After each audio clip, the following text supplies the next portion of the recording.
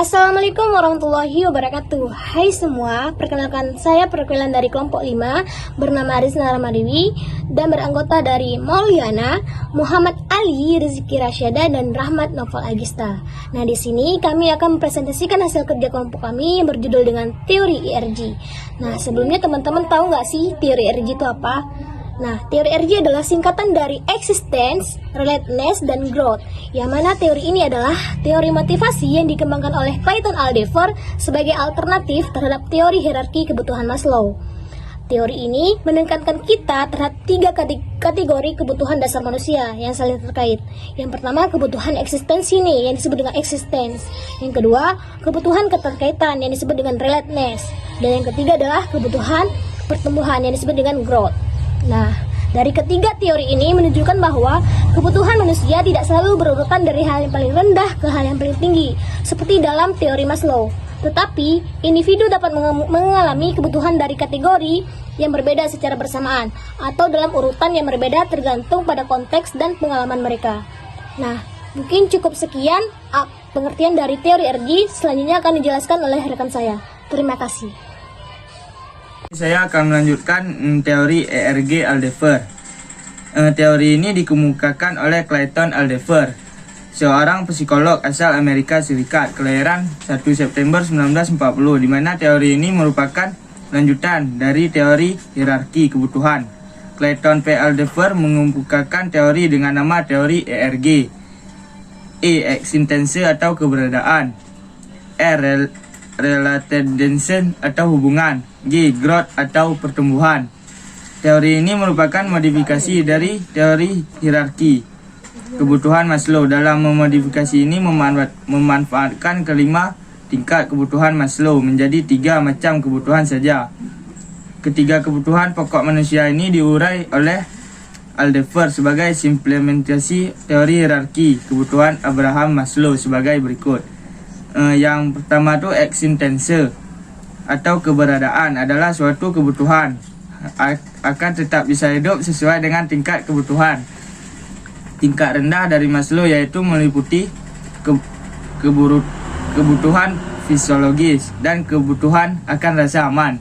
Yang kedua, relatedness atau hubungan mencakup kebutuhan untuk berinteraksi dengan orang lain. Kebutuhan ini sesuai dengan kebutuhan afiliasi dari Maslow.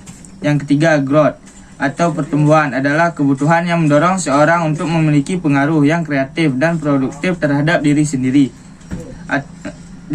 atau lingkungan. Realisasi dari kebutuhan penghargaan yang berperwujudan dari diri Maslow. Aldefer berpendapat bahwa pemenuhan atas ketiga kebutuhan tersebut dapat dilakukan secara simultan, artinya bahwa hubungan dari teori IRG ini tidak bersifat hierarki. Penjelasan dari sanggahan Aldefer terhadap teori hierarki Abraham Maslow adalah sebagai berikut. Sesuai menurut teori Maslow akan tetap pada tingkat kebutuhan tertentu sampai kebutuhannya terpuaskan. Sedangkan menurut teori IRG, jika kebutuhan di tingkat yang lebih tinggi buruk, maka seorang individu mungkin kembali untuk meningkatkan kepuasan dari kebutuhan tingkat rendah. Selanjutnya, studi kasus salah satu atlet pemain bola Lionel Messi. Eksistensi Lionel Messi dengan keterbatasan fisiknya. Lionel Messi adalah pemain terbaik di dunia sebanyak 3 kali, mulai tahun 2019 sampai 2012. Messi masih sangat muda, yaitu berusia 27 tahun. Lahir di Argentina pada 24 Juni 1987. Rekor yang diciptakan sebagai pemain Barcelona seperti pemain muda terbaik, pencetak gol terbanyak Liga Spanyol, dan lain-lain. Saat kecil, Messi pernah dikatakan tidak akan bisa menjadi pemain bola karena tinggi badannya hanya 150 cm. Namun, Messi tidak pernah menyerah. Dia tetap berlatih keras selama berada di Argentina. Hampir setiap hari, dia diberikan obat penambah hormon pertumbuhan agar bisa bertambah tinggi. Keuangan keluarga yang buruk membuat orang tua Messi tidak bisa membayar biaya keperluan terapi hormon sebesar 500.000 pound sterling atau 9 miliar rupiah setiap bulan. Untuk itu, sang ayah mencari klub sepak bola yang dapat membiayai pengobatan putranya tersebut. Messi pernah ditolak klub besar Argentina River Plate karena Messi berbakat, tapi klub itu tidak sanggup untuk membiayai suntikan hormon pertumbuhan. yang mahal harganya. Hingga sang ayah bertemu dengan Karl Resak, direktur klub sepak bola Barcelona tahun 1996 yang bersedia membiayai perawatan kesehatan termasuk hormon peninggi badan Messi. Dan sejak saat itulah Messi berlatih di akademi Barcelona yang terkenal dengan nama La Masia hingga sukses sampai saat ini. Untuk diketahui saat ini tinggi badan Lionel Messi 169 cm. Ya, selanjutnya saya akan melanjutkan materi dari sesudah Ali.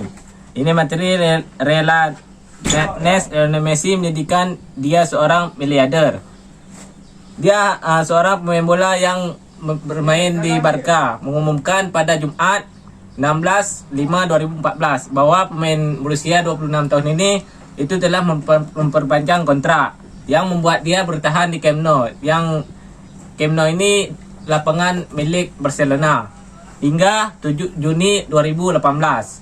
Selain akan memperoleh gaji yang tinggi, dia pun akan mendapatkan bonus sekitar 5 juta euro, sekitar Rp 77,721 miliar per musim untuk penampilannya sehari. Bukan hanya itu, kapten tim nasional Argentina ini pun berhak penuh atas hak citranya sehingga mendapatkan peningkat tajam. Dia bermain sangat bagus. Messi ini bahkan menempati posisi 10 besar atlet menurut estimasi majalah Forbes. Messi ini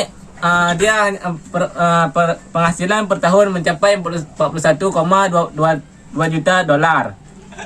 Messi yang sebelumnya berpenghasilan 13 juta euro, sekitar 201,821 miliar per musim.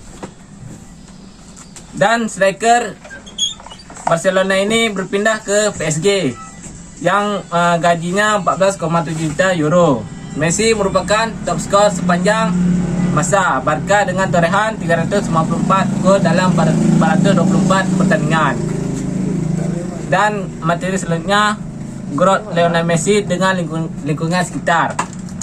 Tidak hanya tersohor sebagai pemain terhebat dunia, bintang Argentina ini dan Barcelona yang bernama Messi juga dikenal sebagai seorang yang memiliki kepribadian dengan jiwa sosial yang tinggi melalui akun Facebook Leo Messi Foundation. Pemain ini menyumbangkan 1 juta euro atau setara dengan Rp 2 miliar.